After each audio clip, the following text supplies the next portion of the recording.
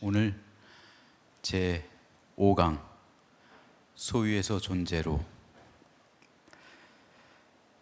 이제 오늘 5강의 주인공은 야곱이에요. 야곱. 자, 그런데 한 가지 궁금한 게 있죠. 왜 아브라함에서 야곱으로 넘어갈까요? 이삭이 있잖아요, 중간에. 그런데 이삭에 대해서는 사실상 이스라엘에서 4대 족장이 있잖아요. 아브라함, 이삭, 야곱, 요셉. 그런데 아브라함에 관한 이야기도 많이 들어있고 성경에 야곱에 관한 이야기, 요셉에 관한 이야기도 길게 기록이 되어 있어요. 그런데 유독 이삭에 관한 이야기만 짧아요. 거의 들어있질 않아요. 그런데 실상 이 4명의 족장들 가운데서 가장 오래도록 산 사람은 이삭이에요. 아브라함은 175세, 이삭이 180세, 야곱은 130 몇 살, 요셉은 110살. 그죠? 그런데 이삭이 180세로 가장 긴 세월을 살아갔음에도 불구하고 정작 성경에서 기록하고 있는 이삭에 관한 이야기는 가장 짧습니다. 그리고 아브라함 이야기에서 이삭을 잠깐 다룬 다음에 곧바로 야곱으로 넘어가요. 그렇다면 왜 이삭의 이야기는 성경에서 많이 축소되어 있을까? 성경에 기록되어 있지 않다는 것은 다른 한편으로 보면 별 다른 일 없었다는 거예요. 그 인생 가운데 특별한 일이 없었다. 성경에 특별하게 기록할 만한 일이 없었다는 거예요. 그렇죠? 그런데 야곱은 얼마나 파란만장해요. 형을 속인 사건으로 더 스펙타클하죠. 그렇죠? 아주 드라마를 써도 몇 편을 쓸 수 있는 그러한 일들이 야곱에게 많았어요. 파란만장한 일생을 살았어요. 그러니까 성경에 쓸 게 많죠. 그리고 그 과정 가운데 사람의 약속을 성취하는 그 모습도 보여줄 것이 많고요. 하지만 이삭은 별로 없었어요. 그런데 이걸 한번 뒤집어서 생각해 보자고요. 반대로 말한다면 이삭의 삶은 평안했다는 거예요. 야곱은 애굽 왕 바로 앞에서 야곱의 고백과 같이 내가 우리 조상들과 같이 오래 산 것은 아닙니다. 그렇죠. 아브라함은 175세, 아버지 이삭은 180세. 근데 이제 야곱은 약 130세. 130세가 채 안 됐죠, 그때는. 그 정도 됐겠네요. 그런데 험난한 세월을 살았습니다. 고백하고 있는 거예요. 이에 비해 이삭은 평안했어요.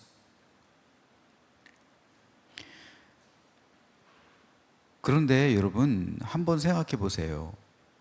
별다른 일 없이 평안하게 살아가는 게 따지고 보면 인생에게 주어진 가장 큰 축복이에요. 별일 한번 생각해 보세요. 여러분 가정에. 여러분 가정에 갑자기 병원에 실려가거나 갑자기 교통사고 나거나 갑자기 아이가 크게 다치거나 무슨 일이 생기거나 사기를 당하거나 여러 가지 우환, 평집, 풍파 이런 걸 한번 당해 보세요. 그 가정 평안을 잃어버리면요, 사람들이 견뎌내기가 어려워요. 그러니까 아무 일 없이 지낼 수 있다는 것은 하나님께서 우리에게 주시는 가장 큰 축복입니다. 여러분 아무 일 없어서 심심하세요? 재미없으세요? 그게 제일 큰 축복이라니까요. 아무 일 한번 생겨보세요. 그거 감당하기 어려운 거예요. 내 삶이 그냥 잔잔한 호숫가에 돌멩이 던져지면 그냥 풍랑이 일어나는 것처럼 내 삶도 역시 마찬가지입니다. 그런데 이삭은 아무 일이 별로 없었다는 거예요. 그래서 평안하게 살았다는 거예요. 자, 그렇다면 이삭은 왜 이러한 은총을 받게 되었을까? 한번 생각해 봐야죠. 왜 이삭의 삶에는 그러한 평안의 샬롬의 삶이 계속된 거잖아요. 여호와 샬롬의 삶이 계속되니까 아무 일 없는 거예요. 하나님께서 지켜주시는, 이걸 반대로 생각해 보세요. 이거 하나님께서 지켜주시는 거예요, 이삭을. 그러니까 우환이 없는 거예요. 걱정이 없는 거예요. 평안을 누리는 거예요. 샬롬의 하나님께서 이삭과 동행하셨다는 말입니다. 왜 그랬을까요? 첫 번째로 생각해 볼 수 있는 건 이삭은 순종의 사람이었잖아요. 이삭 번제 사건 다들 기억하시죠? 아브라함이 이삭을 잡으려고 했죠. 탈무드에 보면요, 재밌는 이야기가 나와요. 사라가 약 127세인가요? 그때 죽죠.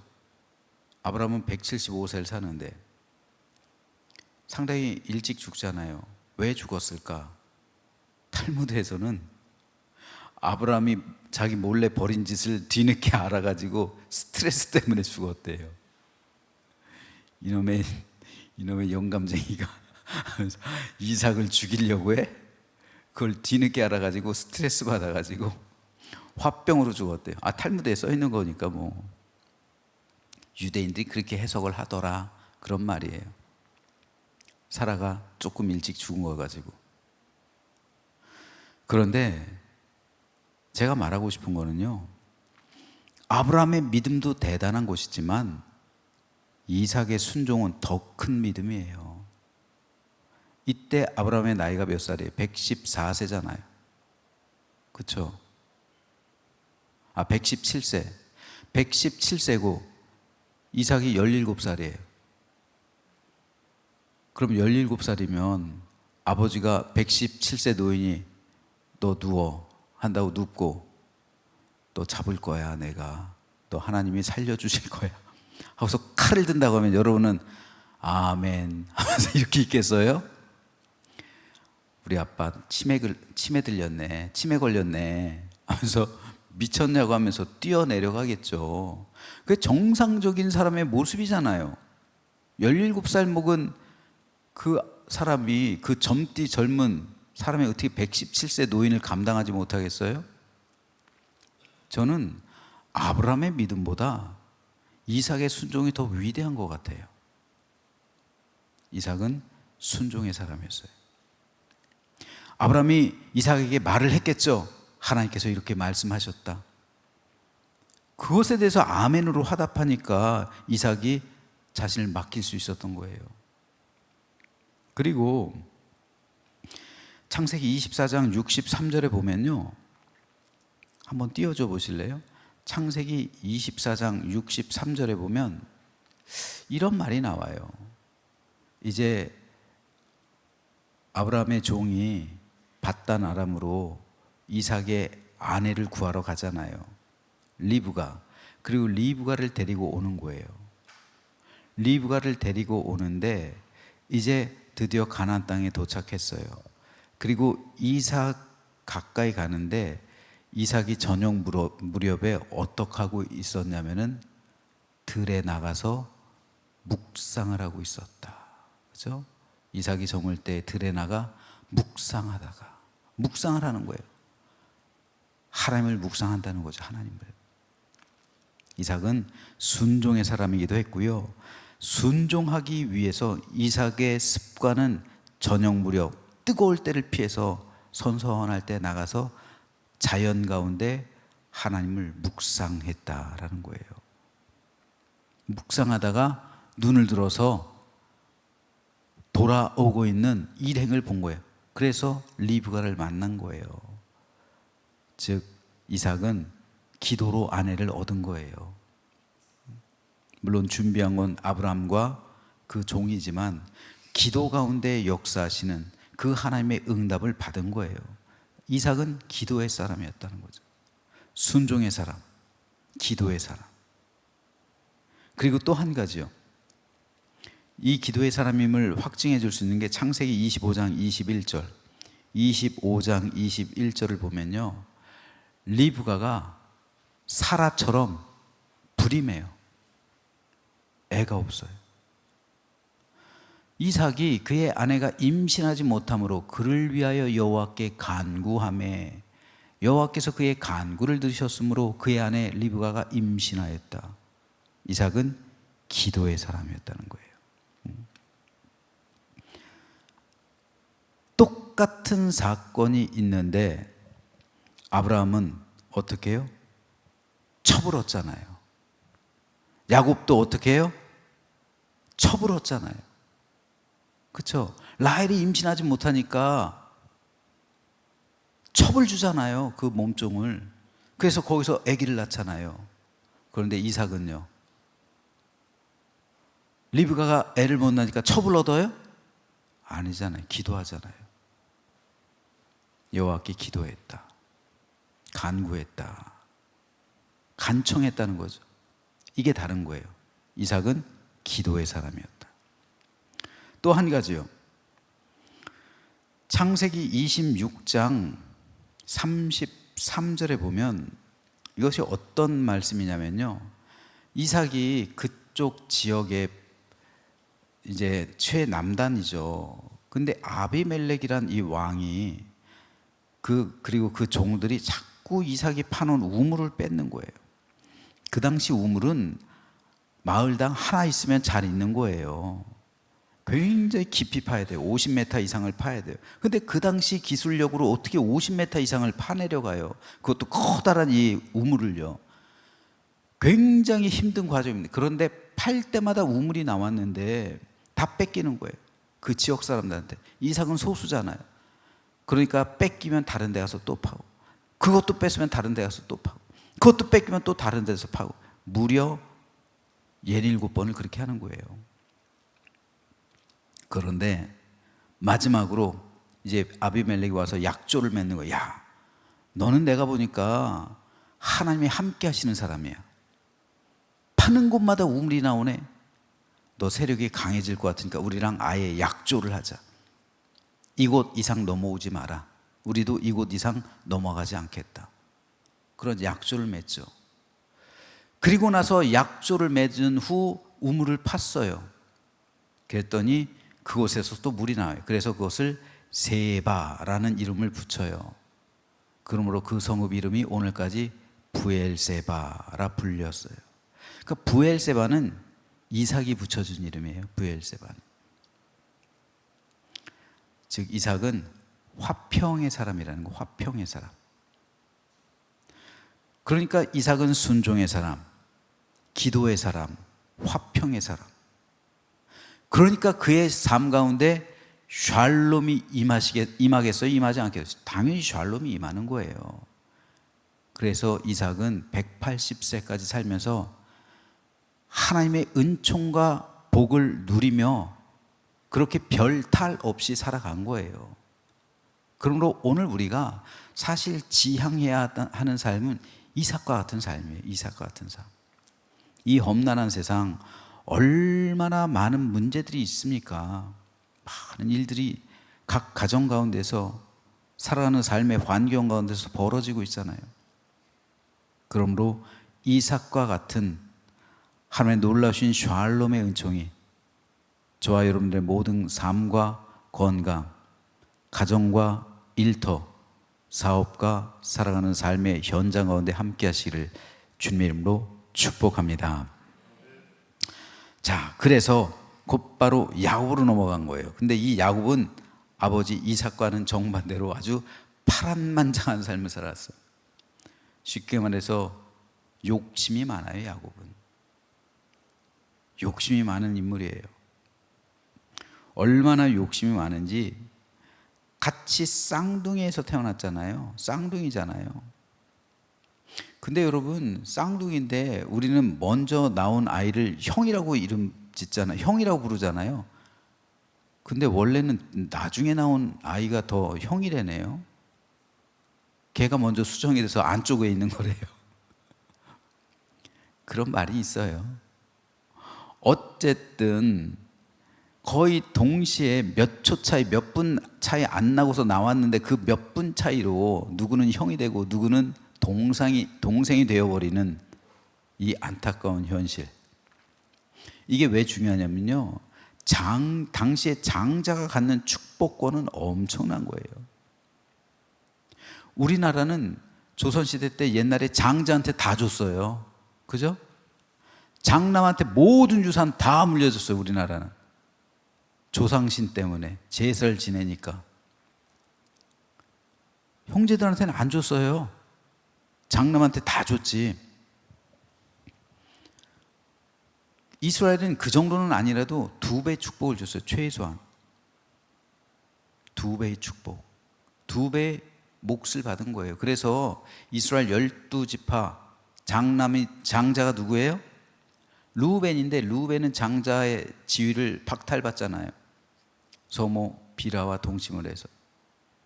그래서 장자권이 요셉에게 넘어간 거예요. 요셉에게. 유다가 아닙니다. 요셉이에요. 그래서 요셉 지파가 둘이 된 거예요. 에브라임 그리고 므낫세. 그래서 요셉이 장자인 거예요. 근데 야곱은 이 장자권이 너무나도 탐이 났어요. 그래서 형에게 이 장자권을 죽한 것으로 팔죠. 사는 거예요. 그리고 나중에는 어떻게 돼요? 축복권까지 뺐잖아요. 교활하게 속여가지고. 그러니까 에서가 아무리 생각해봐도, 야, 이게 배고픈 걸 이용해가지고 장자권을 빼서 괘씸하죠. 근데 거기까지는 참았어요. 그런데 속이고서 축복권까지 뺏어버려요. 강탈한 거죠. 그러니까 죽이겠다고 생각하는 거죠. 어떻게 보면 야곱이 굉장히 교활한 거죠. 굉장히 교활한 사람이죠. 욕심이 많은 사람이에요. 그러면은 왜 하나님께서는 야곱을 선택하셨을까요? 그래도 하나님께서 선택을 에서를 선택하시면 되잖아요. 그런데 에서를 선택하시지 않으시고 야곱을 선택하신 이유가 있어요. 왜냐하면은 창세기 27장 46절 한번 보시죠. 창세기 27장 46절을 보면요, 어떤 말이 나오냐면은, 자, 리브가가 야곱을 밧단 아람으로 보내면서 이삭에게 한 말이에요. 리브가가 이삭에게 이르되 내가 햇사람의 딸들로 말미암아 내 삶이 싫어졌다. 그런데 야곱이 만일 이 땅의 딸들, 곧 그들과 같은 햇사람의 딸들 중에서 아내를 맞이하면 내 삶이 내게 무슨 재미가 있으리까? 이삭을 설득한 거예요. 그리고 밧단 아람에서 아내를 맞이하도록 보낸 거예요. 이 말은 뭡니까? 에서는 햇사람 중에 딸들 중에서 취해가지고 자기 마음대로 결혼했다는 거예요. 그것도 한 사람이 아니라 두 사람. 그리고 나중에 햇사람의 딸들이 엄마 아빠를 기쁘게 하지 못하니까 이스마엘한테 가가지고 이스마엘의 딸을 또 데리고 와요. 혼인을 여러 번 해요. 그런데 이게 하나님 뜻이 아닌 거예요. 이삭은요, 처가 한 명이었어요. 리브가. 이삭에겐 첩이 없었어요. 그러나 야곱은 4명, 아브라함은 2명에다가 그두라까지는 그두라를 또 취하죠. 하지만 이삭은 1명. 근데 에서가 벌써 몇 명이, 성경에 나온 사람만 해도 3명이잖아요. 하나님의 뜻이 아니에요. 스스로 믿음의 계보에서 햇사람의 딸들 취하면서 스스로가 나는 믿음의 계보를 이어갈 사람이 아닙니다 라는 것을 증거해 보이는 거예요. 두 번째는 장자권을 야곱에게 죽한 것으로 팔죠. 얼마나 장자권을 우습게 생각했으면 죽 한 그릇에 팔아요. 여러분 집문서를 죽 한 그릇에 판다 그러면 그거 판 사람이 잘못입니까? 산 사람이 잘못입니까? 판 사람이 잘못인 거예요. 그거를 죽 한 그릇에 산 사람보다 죽 한 그릇에 장자권을 판 에서가 더 큰 잘못을 있는 거죠. 얼마나 장자권을 우습게 생각했으면 죽 한 그릇에 장자권을 넘깁니까? 그러니까 그것 때문이라도 하나님은 에서가 아니라 야곱을 선택하신 겁니다. 그러나 어찌되었건 야곱은 굉장히 목적을 위해서 수단과 방법 가리지 않는 사람이죠. 그래서 목적을 위해서 장자권도 뺐고 사고, 그리고 축복권은 뺐고, 교활한 사람이죠. 아주 속임수의 달인이에요. 그런데 이 속임수의 달인이 밧단 아람으로 가네요. 거기서 라반을 만나요. 근데 이 라반도 만만치 않은 속임수의 대가예요. 그래서 라반한테 20년 동안 아주 고생을 하다가 시달리죠.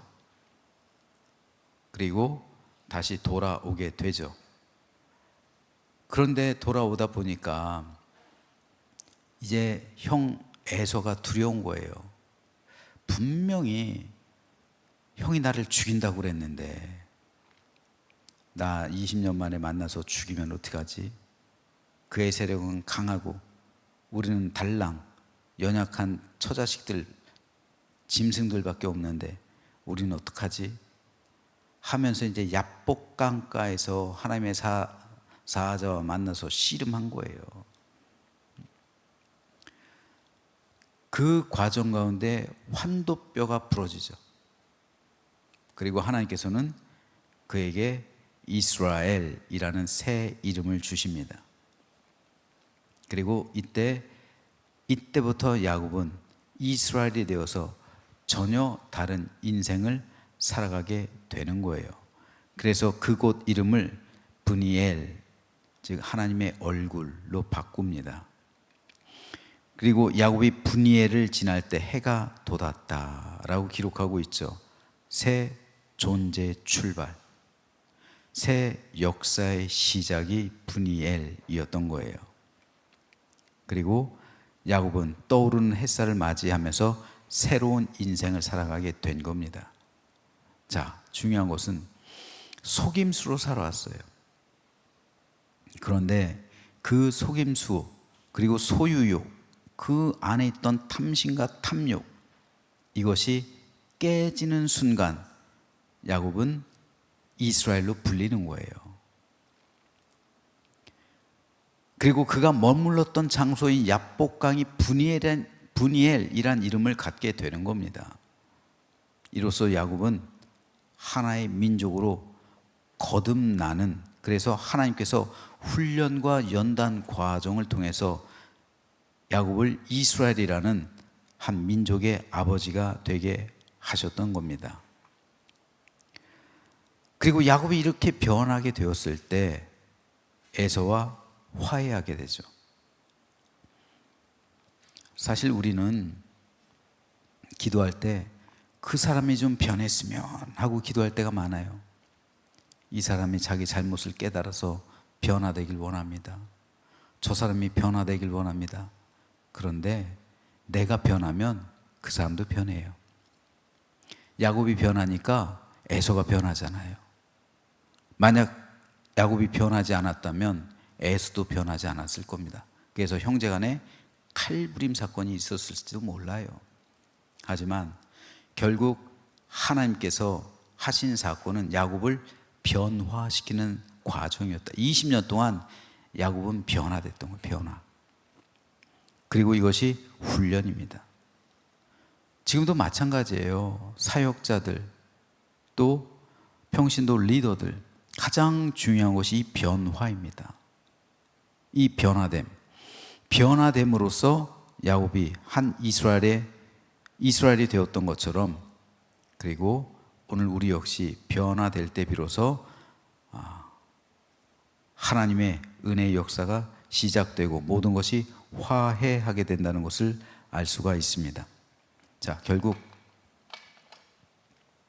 에릭 프롬은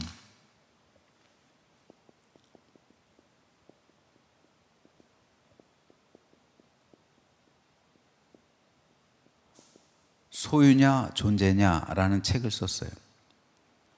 이 책 한번 여러분 꼭 한번 읽어보세요. 에릭 프롬 하면은 이제 칼 융과 더불어 정신 분석학자로서 굉장히 유명한 사람이잖아요. 근데 이 소유와 존재라는 책을 보면은 에릭 프롬은 사랑을 두 가지로 정의해요. 소유적인 사랑,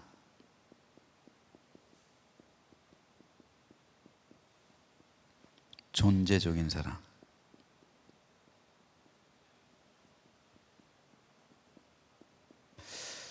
기독교에서는 소유적인 사랑을 에로스라고 표현해요. 그리고 존재적인 사랑을 아가페라고 표현해요. 하나님은 우리를 존재로서 사랑한단 말입니다.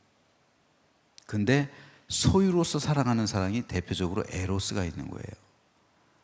아내와 남편이 결혼하는 순간 서로에게 소유가 되는 거예요. 근데 자녀와 부모는 소유라고 할 수가 없어요. 그건 존재예요. 여러분, 자녀가 말썽 부린다고 해서 호적에서 팝니까? 자녀는 끝까지 붙들어 주는 거예요.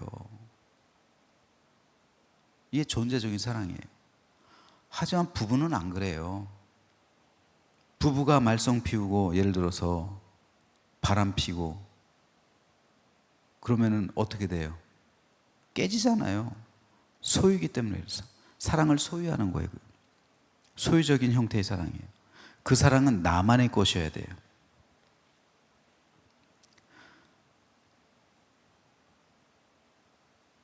그렇기 때문에 이 소유적인 사랑, 존재적인 사랑, 우린 과연 하나님께서, 예수님께서 우리에게 새 계명을 주노니 너희가 서로 사랑하라 라고 말했는데, 이 사랑은 어떤 형태의 사랑이냐면 바로 존재적인 모습에서의 사랑이에요.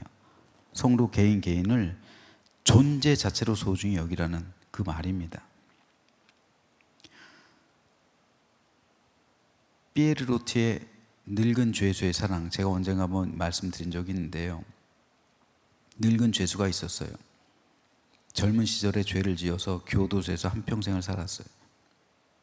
아무런 희망도 없어요. 종신형을 받아서. 그런데 어느 날 참새 한 마리가 창살 틈으로 뛰어들었어요. 참새에게 먹이를 줬어요. 참새가 친구가 돼요. 그때부터 계속해서 빵 부스러기를 주고 참새가 날아와서 먹고 만져도 도망가지 않고 그런 친밀한 사이가 돼요. 그런데 어느 날 이 죄수에게 다른 곳으로 섬으로 이감시키는 이감 통지가 날라왔어요. 그래서 섬으로 가야 되는데 그럼 참새도 데리고 가야 되잖아요. 그런데 혹시나 참새가 도망가면 안 되니까 꼬리를 잘라버려요.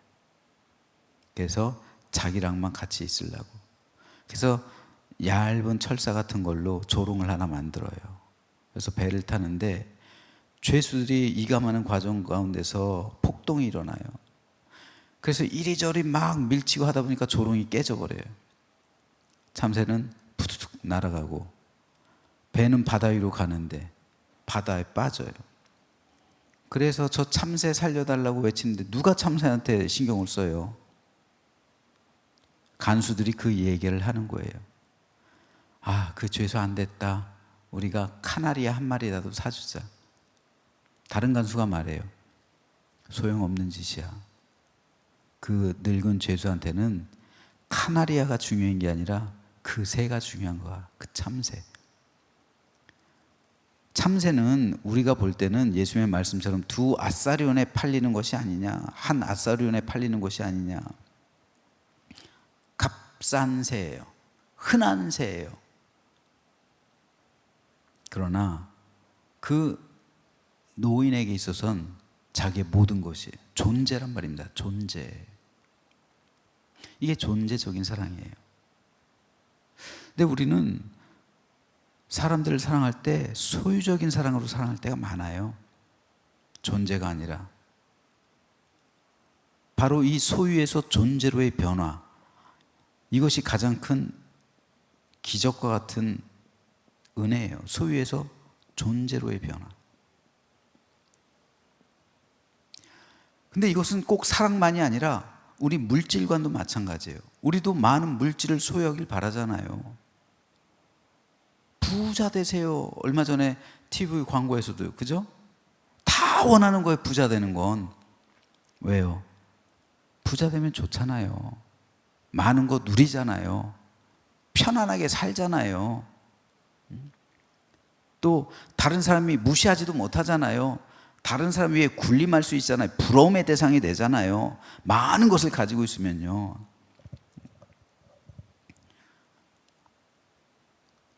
서울에서 제가 아는 목사님 딸이 대그룹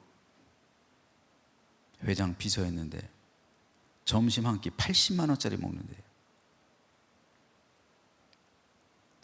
별로 체감이 안 되죠. 80만 원짜리. 8만 원짜리도 못 먹는데 80만 원짜리래. 80만 원. 근데 부자들한테 뭐 80만 원이 돈이겠어요? 몇 백만 원짜리라도. 근데 한번 생각해 보세요. 우리도 그렇게 먹어보고 싶잖아요. 솔직히 돈이 없으니까 못 먹는 거지.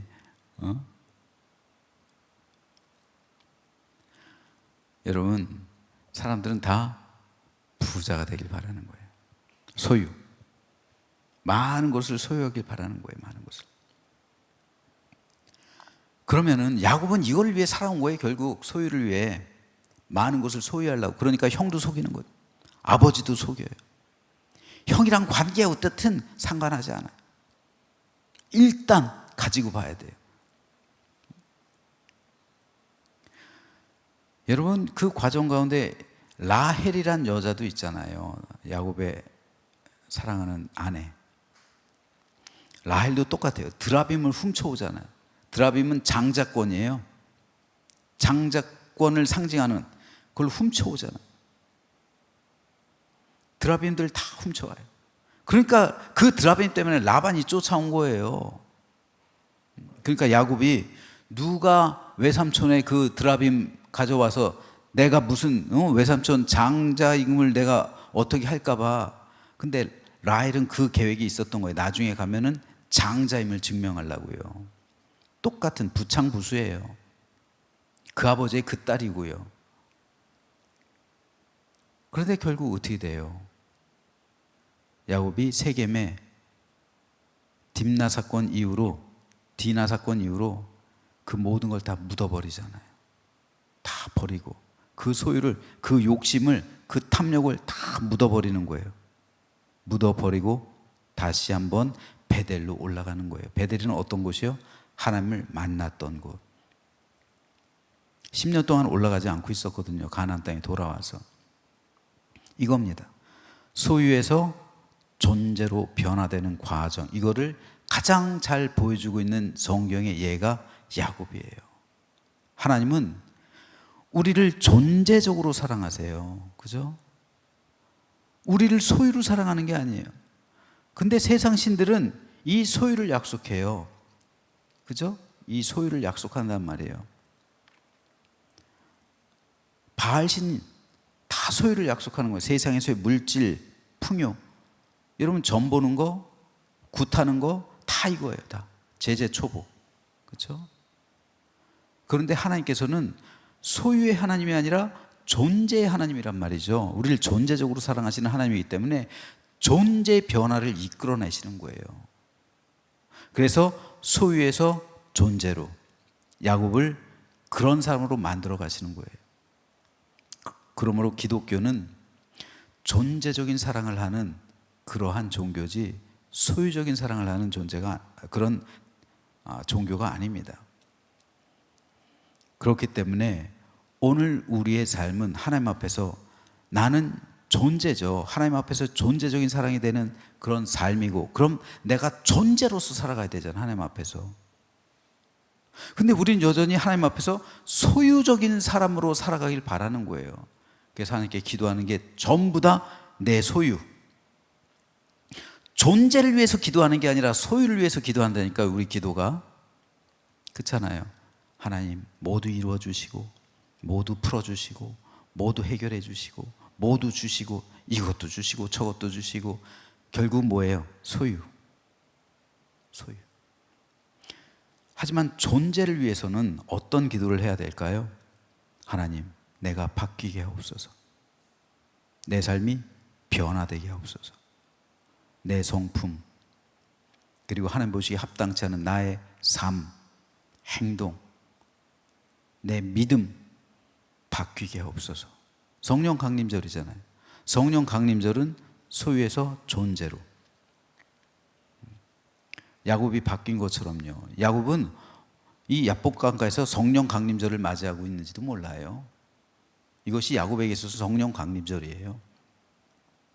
그러므로 오늘 우리도 성령 강림절을 맞이하면서 소유가 아닌 존재로 거듭나는 그런 믿음의 백성 되시기를 주님으로 축복합니다. 그때 비로소 구원의 역사가 흘러가는 거예요. 야곱을 통해서.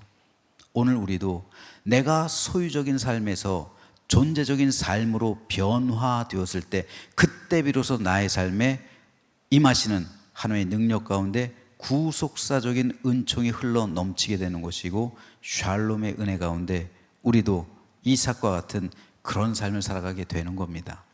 모쪼록 저와 여러분 모두가 야곱같이 변화되어서 새로운 이름 가지고 새로운 삶을 살아가는 성령 강림절 되시기를 주님의 이름으로 축원합니다. 네, 오늘은 여기까지 하겠습니다. 오늘은 별로 쓴 것도 없어요. 자, 질문 받겠습니다. 질문이요?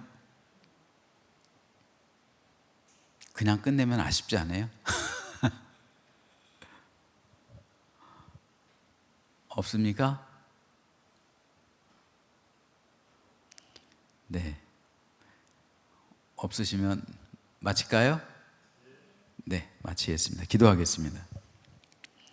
하나님, 감사합니다. 오늘 성령 강림절을 맞이하고 있는데 성령께서 이 땅에 임함으로 제자들의 모든 삶이 변했습니다. 야곱은 야복강가에서 씨름하면서 하나님께서 새 이름을 주셨습니다. 그것이 그에게 있어서는 어쩌면 성령 강림의 시간이었는지도 모릅니다. 오늘 우리에게도 이와 동일한 은혜를 베풀어 주옵소서. 그래서 우리도 야곱처럼 내 소유를 위해 살아왔습니다. 하지만 하나님께서 원하시는 삶은 존재입니다. 야곱이란 존재가 하나님 보시기에 합당한 사람이 되는 것, 이것이 하나님의 관심이었고, 이것이 하나님의 계획이었고, 그를 통해 하나님께서 야곱을 통해 12민족을 낳으려고 했습니다. 하나님, 오늘 우리도 이와 같게 하여 주옵소서. 우리도 이 세상 살아가면서 소유를 위해 살아가고 있지만, 그러나 하나님께서 우리에게 원하시는 것은 나라는 존재가 예수 그리스도의 십자가 보혈로 깨끗이 씻음 받고, 그리고 하나님의 거룩한 자녀가 되어서 천국을 상속받을 수 있는 하나님의 백성이라는 사실을 알게 하여 주옵소서. 그래서 나의 존재가 천국 시민 되게 하시고, 하나님의 자녀로서의 정체성 가지고 이제 그의 합당한 삶으로 변화되어지는 성령 강림절 될 수 있도록 은혜 베풀어 주옵소서. 우리 성도들 이제 또 일주일을 살아갑니다. 세상 가운데 살아갈 때 성령께서 동행하시고 하나님께서 지켜주시며 예수님께서 인도해 주옵소서. 가장 선하고 좋은 길로 이끌어 주시며 날마다 보호하시고 지켜주시는 하나님의 선하신 은총과 복이 우리 모든 성도의 삶 가운데 충만히 임하게 하셔서 다음 주일에 만나 뵐 땐 기쁘고 더 밝은 얼굴로 만나며 사랑의 교제를 누릴 수 있도록 은혜 베풀어 주옵소서. 감사드리며 예수 그리스도의 이름으로 축복하며 기도하옵나이다. 아멘. 예, 마치겠습니다. 감사합니다.